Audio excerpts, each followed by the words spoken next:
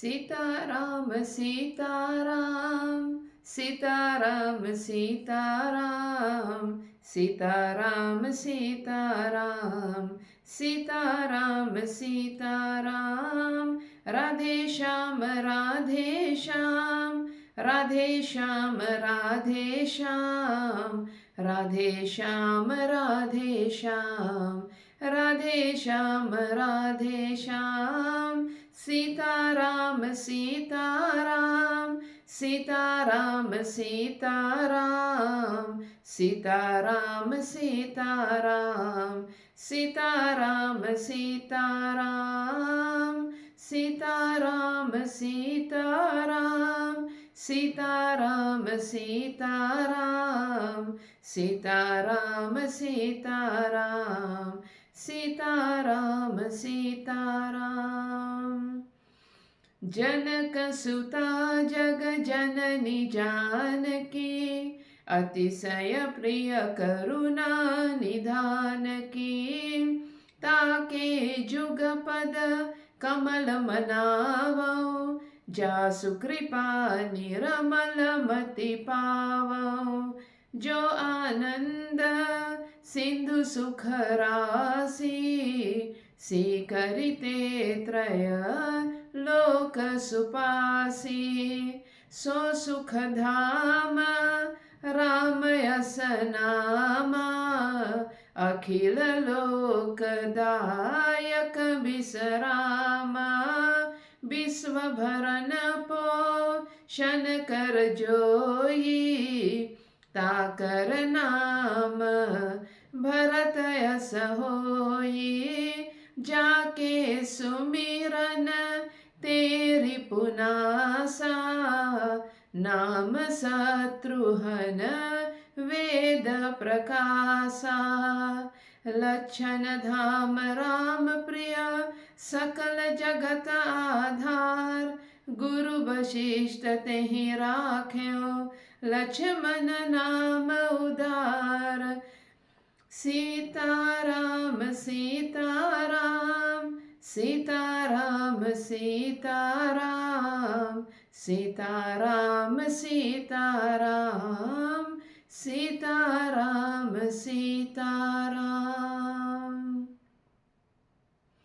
श्री राम जी के चरणों में प्रणाम। आप सबको मेरा प्रणाम और राम राम पहुँचे। आज फिर से एक बार हम सत्संग में आए हैं। आपके साथ मैं रामायण जी के चौपाइयाँ, उनके अर्थ जो तुलसीदास जी लिखे हैं, इस यात्रा पर मैं फिर से एक बार आपके स्वागत करती हूँ। और चलते हैं, देखते हैं कि राम जी के कथा में क्या क्या और हो रहा है।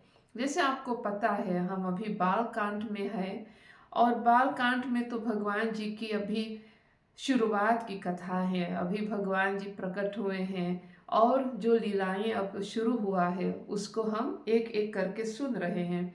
पिछले वीडियो में मेरा माता अहल्या जी की कथा हम सुने हैं, और आज देखते हैं हम कहाँ पर शुरुआत करते हैं, जहाँ से राम जी माता अहल्या के उद्धार करके आगे बढ़े हैं। तो देखते हैं आगे कथा में क्या क्या है। आप नए हैं जब मेरे चैनल पर, तो आपसे मैं निवेदन करती हूँ कि आप ज़रूर मेरे चैनल को सब्सक्राइब कीजिए, उस पर भर्ती होइए, ताकि चैनल को और सहारा मिले आपके। वो बिल्कुल मुफ्त में है, फ्री है, आपका कुछ खर्च उसमें नहीं लगेगा। आप सहयोग करेंगे, एक अच्छा काम, एक धार्मिक काम में आप अपना सहयोग देंगे अगर आप भर्ती होंगे। इस वीडियो को भी आप अपने बच्चों में, अपने परिवार में ज़रूर भेजिए, ताकि लोग और इसको सुनकर अपने जीवन में सुख प्राप्त करें। तो चलते हैं आज हम बाल कांड शुरुआत करेंगे दोहा 211 से। वहाँ से हमारा शुरुआत है आज। और मैं दोहा पढ़ चुकी थी पिछले सप्ताह, लेकिन आज फिर से एक बार दोहराते हैं, तो वहीं से शुरू होगा।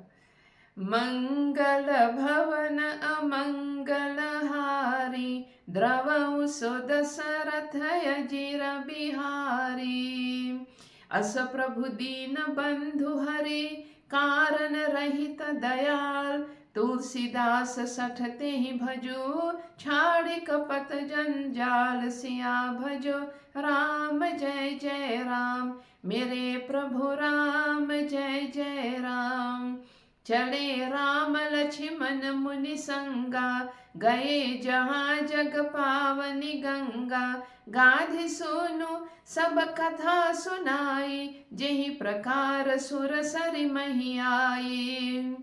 तब प्रभु ऋषिन्ह समेत नहाए, विविध दान मही देवन ही पाए। हर्ष चले मुनि वृंद सहाया, बेगी विदेह नगर नियराया।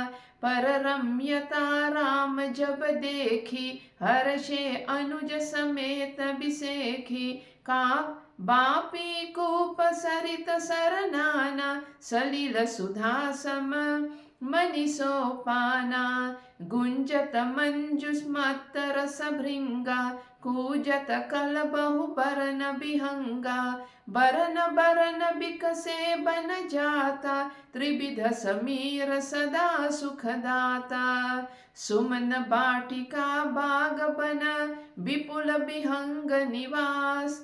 फूलत फलत सुफलत, सोहत पुर चहु पास। सिया भजो राम जय जय राम, मेरे प्रभु राम जय जय राम। तो तुलसीदास जी अर्थ लगाते हैं कि प्रभु श्री रामचंद्र जी ऐसे दीन बंधु और बिना ही कारण दया करने वाले हैं। तुलसीदास जी कहते हैं कि हे सठ, हे मन, तू कपट जंजाल छोड़कर उन्हीं का भजन कर। श्री राम जी और लक्ष्मण जी मुनि के साथ चले।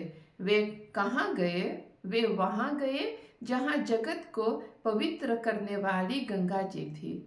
महाराज गाधी के पुत्र विश्वामित्र जी ने वह सब कथा कह सुनाई, जिस प्रकार देव नदी गंगा जी पृथ्वी पर आई थी। तब प्रभु ने ऋषियों सहित गंगा जी में स्नान किया। ब्राह्मणों ने भांति भांति के दान पाए। फिर मुनि वृंद के साथ वे प्रसन्न होकर चले और शीघ्र ही जनकपुर के निकट पहुंच गए। श्री राम जी ने जब जनकपुर की शोभा देखी, तब वे छोटे भाई लक्ष्मण सहित अत्यंत हर्षित हुए। वहां अनेक बावलियां, कुएं, नदी और तालाब है, जिनमें अमृत के समान जल है और मणियों की सीढ़ियां बनी हुई है। मकरंद रस से मतवाले होकर भंवरे सुंदर गुंजार कर रहे हैं। रंग बिरंगे बहुत से पक्षी मधुर शब्द कर रहे हैं। रंग रंग के कमल खिले हैं। सदा सब ऋतुओं में सुख देने वाली शीतल मंद सुगंध पवन बह रहा है। पुष्प वाटिका मानो फुलवारी बाग और वन, जिनमें बहुत से पक्षियों का निवास है, फूलते फलते और सुंदर पत्तों से लदे लदे हुए नगर के चारों ओर सुशोभित है।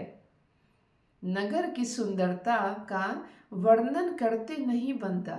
मन जहाँ जाता है वहीं लुभा जाता, मानो रम जाता है। सुंदर बाजार है, मणियों से बने हुए विचित्र छज्जे हैं, मानो ब्रह्मा ने उन्हें अपने हाथों से बनाया है। कुबेर के समान श्रेष्ठ धनी व्यापारी सब प्रकार की अनेक वस्तुएं लेकर दुकानों में बैठे हैं। सुंदर चौराहे और सुहावनी गलियां सदा सुगंध से सींची रहती है। सबके घर मंगलमय है और उन पर चित्र कढ़े हुए हैं, जिन्हें मानो कामदेव रूपी चित्रकार ने अंकित किया है। नगर के सभी स्त्री पुरुष सुंदर, पवित्र, साधु स्वभाव वाले, धर्मात्मा, ज्ञानी और गुणवान है। जहाँ जनक जी का अत्यंत अनुपम मानो सुंदर निवास स्थान महल है, वहाँ के विलास ऐश्वर्य को देखकर देवता भी थकित मानो स्तंभित हो जाते हैं। मनुष्यों की तो बात ही क्या, कोट मानो राजमहल के परकोटे को देखकर चित्त चकित हो जाता है। ऐसा मालूम होता है मानो उसने समस्त लोकों की शोभा को रोक घेर रखा है। उज्जवल महलों में अनेक प्रकार के सुंदर रीति से बने हुए मणि जटित सोने की जड़ी के पर्दे लगे हैं। सीता जी के रहने के सुंदर महल की शोभा का वर्णन किया ही कैसे जा सकता है। राजमहल के सब दरवाजे मानो फाटक सुंदर है, जिसमें वज्र के मजबूत अथवा हीरो के चमकते हुए किवाड़ लगे हैं। वहां मातहत मानो राजाओं, नटों, मागधों और भाटों की भीड़ लगी रहती है। घोड़ों और हाथियों के लिए बहुत बड़ी बड़ी घुड़शालें और गजशालाएं, फिलखाने बनी हुई है, जो सब समय घोड़े, हाथी और रथों से भरी रहती है। बहुत से शूरवीर मंत्री और सेनापति है। उन सब के घर भी राजमहल सरीखे ही है। नगर के बाहर तालाब और नदी के निकट जहां तहां बहुत से राजा लोग उतरे हुए मानो डेरा डाले हुए हैं। वहीं आमों का एक अनुपम बाग देखकर जहां सब प्रकार के सभीते थे और जो सब तरह से सुहावना था, विश्वामित्र जी ने कहा कि हे सुजान रघुवीर, मेरा मन कहता है कि यहीं रहा जाए।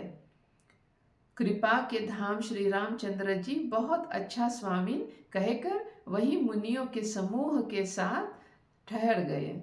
मिथिलापति जनक जी ने जब यह समाचार पाया कि महामुनि विश्वामित्र आए हैं, तब उन्होंने पवित्र हृदय के मानो ईमानदार स्वामी भक्त मंत्री, बहुत से योद्धा, श्रेष्ठ ब्राह्मण, गुरु शतानंद जी और अपनी जाति के श्रेष्ठ लोगों को साथ लिया और इस प्रकार प्रसन्नता के साथ राजा मुनियों के स्वामी विश्वामित्र जी से मिलने चले। राजा ने मुनि के चरणों पर मस्तक रखकर प्रणाम किया। मुनियों के स्वामी विश्वामित्र जी ने प्रसन्न होकर आशीर्वाद दिया। फिर सारी ब्राह्मण मंडली को आदर सहित प्रणाम किया और अपना बड़ा भाग्य जानकर राजा आनंदित हुए। बार बार कुशल प्रश्न करके विश्वामित्र जी ने राजा को बैठाया। उसी समय दोनों भाई आ पहुंचे जो फुलवाड़ी देखने गए थे। सुकुमार किशोर अवस्था वाले श्याम और गौर वर्ण के दोनों कुमार नेत्रों को सुख देने वाले और सारे विश्व के चित्त को चुराने वाले हैं। जब रघुनाथ जी आए तब सभी मानो उनके रूप एवं तेज से प्रभावित होकर उठकर खड़े हो गए। विश्वामित्र जी ने उसको अपने पास बैठा लिया। दोनों भाइयों को देखकर सभी सुखी हुए। सबके नेत्रों में जल भर आया, मानो आनंद और प्रेम के आंसू उमड़ पड़े और शरीर रोमांचित हो उठे। राम जी के मधुर मनोहर मूर्ति को देखकर विदेह मानो जनक विशेष रूप से विदेह मानो देह की शुद्ध बुद्ध से रहित हो गए। मन को प्रेम में मग्न जान राजा जनक ने विवेक का आश्रय लेकर धीरज धारण किया और मुनि के चरणों में सिर नवाकर गदगद प्रेम भरी गंभीर वाणी से कहा, हे नाथ, कहिए ये दोनों सुंदर बालक मुनिकुल के आभूषण है या किसी राजवंश के पालक, अथवा जिसका वेदों ने नेति कहकर गान किया है? कहीं वह ब्रह्म तो युगल रूप धर कर नहीं आया है? मेरा मन जो स्वभाव से ही वैराग्य रूप मानो बना है, इन्हें देखकर इस तरह मुग्ध हो रहा है जैसे चंद्रमा को देखकर चकोर। हे प्रभु, इसलिए मैं आपसे सत्य मानो निश्चल भाव से पूछता हूँ कि हे नाथ, बताइए, छिपाव न कीजिए। इनको देखते ही अत्यंत प्रेम के वश होकर मेरे मन ने जबरदस्ती ब्रह्म सुख को त्याग दिया है। मुनि ने हंसकर कहा कि हे राजन, आपने ठीक मानो यथार्थ ही कहा। आपका वचन मिथ्या नहीं हो सकता। जगत में जहां तक मतलब जितने भी प्राणी है, ये सभी को प्रिय है। मुनि की रहस्य भरी वाणी सुनकर श्री राम जी मन ही मन मुस्कुराते हैं, हंसकर मानो संकेत करते हैं कि रहस्य बोलिए नहीं। तब मुनि ने कहा कि ये रघुकुल मुनि महाराज दशरथ के पुत्र है। मेरे हित के लिए राजा ने इन्हें मेरे साथ भेजा है। ये राम और लक्ष्मण दोनों श्रेष्ठ भाई रूप, शील और बल के धाम है। सारा जगत इस बात का साक्षी है कि इन्होंने युद्ध में असुरों को जीतकर मेरे यज्ञ की रक्षा की है। राजा ने कहा कि हे मुनि, आपके चरणों के दर्शन कर मैं अपना पुण्य प्रभाव कह नहीं सकता। ये सुंदर श्याम और गौर वर्ण के दोनों भाई आनंद के भी आनंद देने वाले हैं। इनकी आपस की प्रीति बड़ी पवित्र और सुहावनी है। वह मन को बहुत भाती है, पर वाणी से कहीं नहीं जा सकती। विदेह मानो जनक जी आनंदित होकर कहते हैं कि हे नाथ, सुनिए, ब्रह्म और जीव की तरह इनमें स्वाभाविक प्रेम है। राजा बार बार प्रभु को देखते हैं, दृष्टि वहां से हटना नहीं चाहती।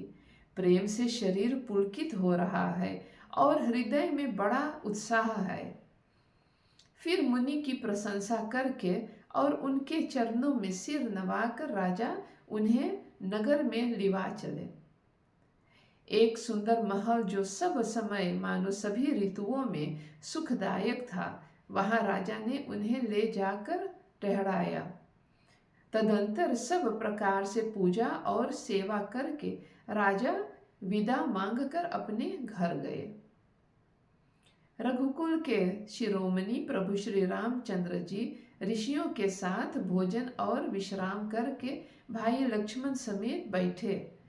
उस समय पहर भर दिन रह गया था। लक्ष्मण जी के हृदय में विशेष लालसा है कि जाकर जनकपुर देख आवे, परंतु प्रभु श्री रामचंद्र जी का डर है और फिर मुनि से भी सकुचाते हैं, इसीलिए प्रकट में कुछ नहीं कहते, मन ही मन मुस्कुरा रहे हैं। अंतर्यामी श्री रामचंद्र जी ने छोटे भाई के मन की दशा जान ली। तब उनके हृदय में भक्त वत्सलता उमड़ आई।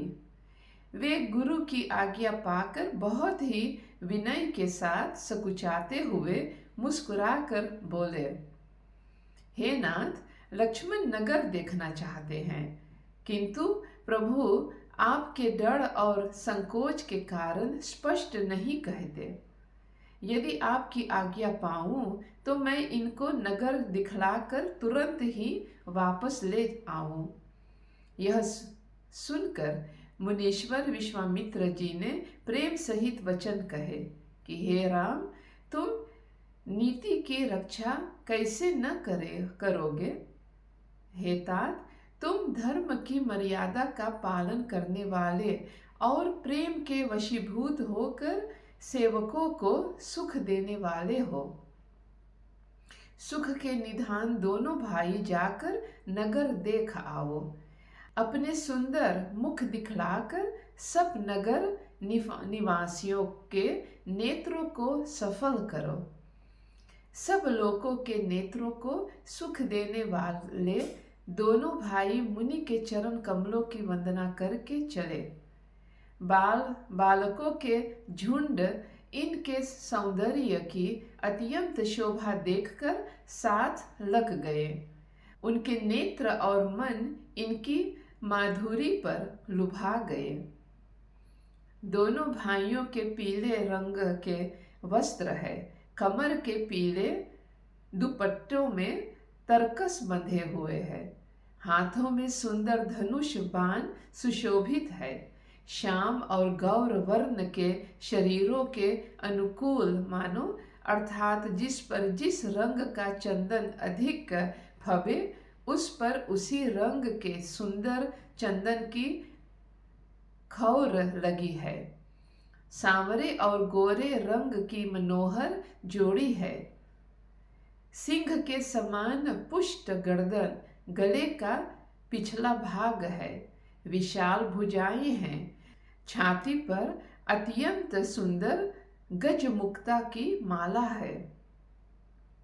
सुंदर लाल कमल के समान नेत्र है। तीनों तापों से छुड़ाने वाला चंद्रमा के समान मुख है। कानों में सोने के कर्णफूल अत्यंत शोभा दे रहे हैं और देखते ही देखने वाले के चित्त को मानो चुरा लेते हैं। उनकी चितवन मानो दृष्टि बड़ी मनोहर है और भौहें तिरछी एवं सुंदर है।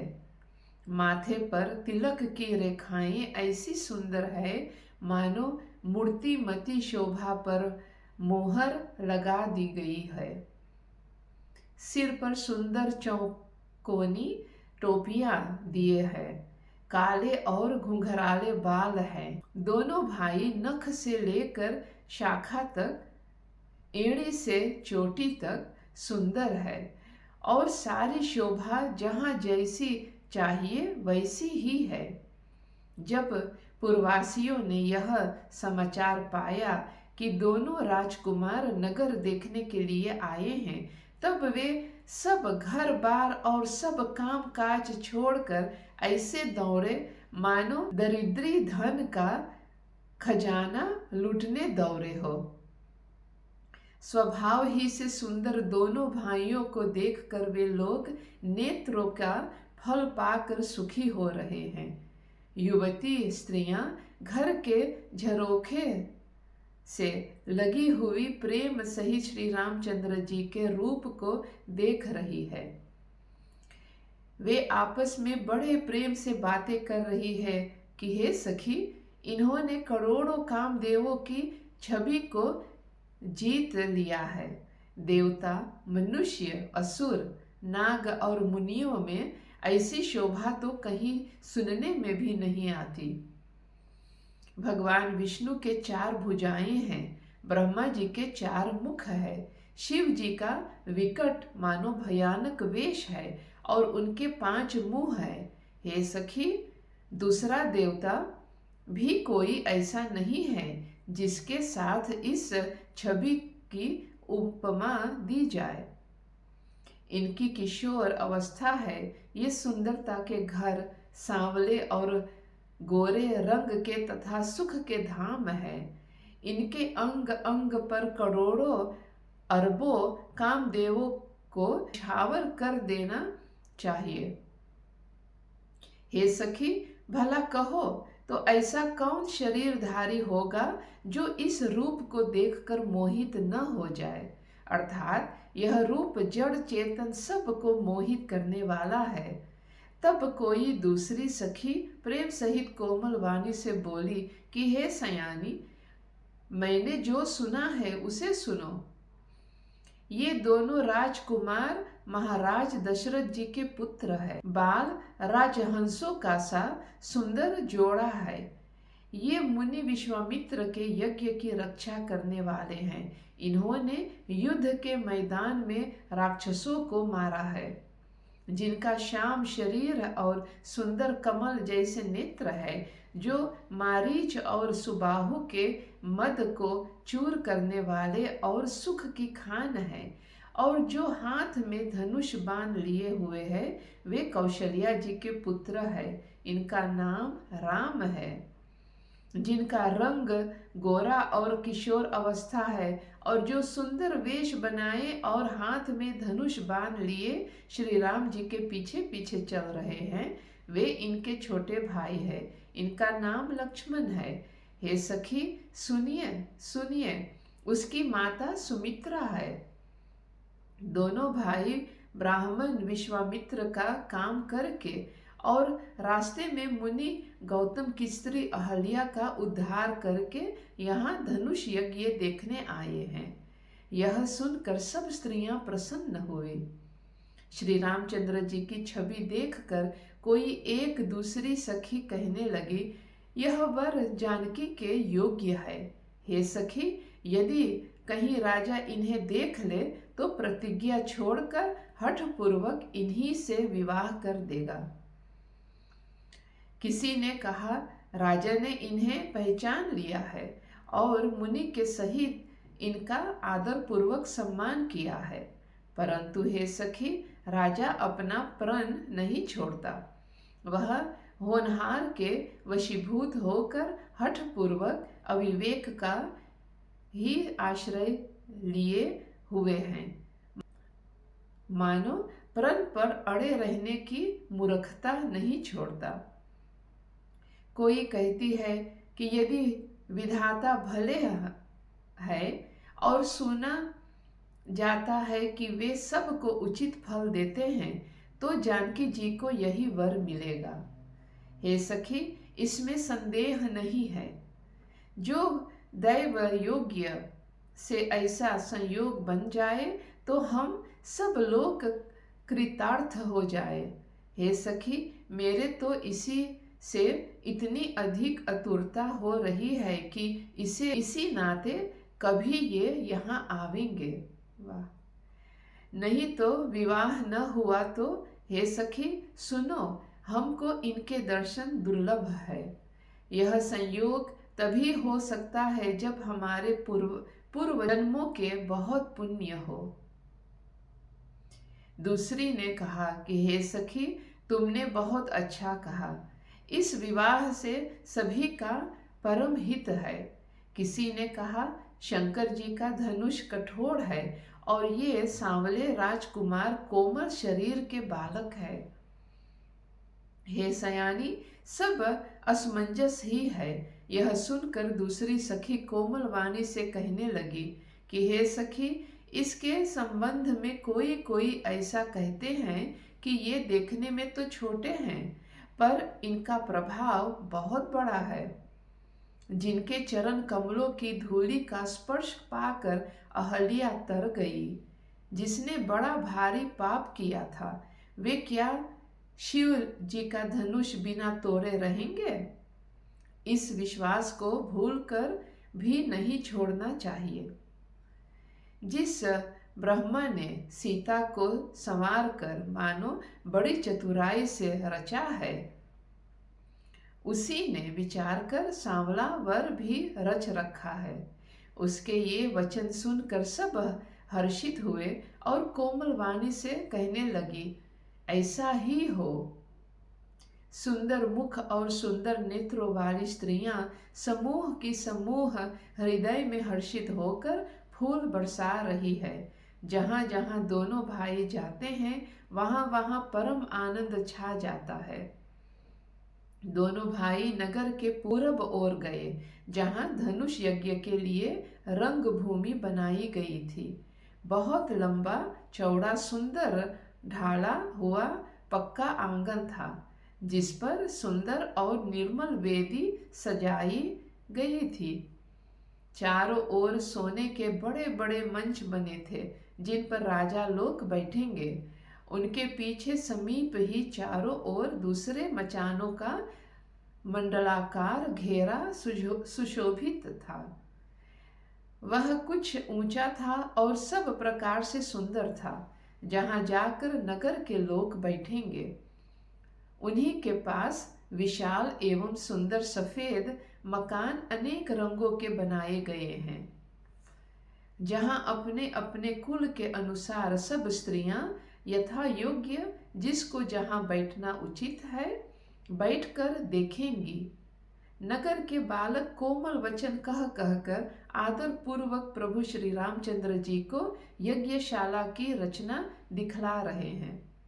सब बालक इसी का बहाने प्रेम के वश होकर श्री राम जी के मनोहर अंगों को छूकर शरीर से पुलकित हो रहे हैं और दोनों भाइयों को देख देख कर उनके हृदय में अत्यंत हर्ष हो रहा है। श्री रामचंद्र जी ने सब बालकों को प्रेम के वश जानकर यज्ञ भूमि के स्थानों की प्रेम पूर्वक प्रशंसा की।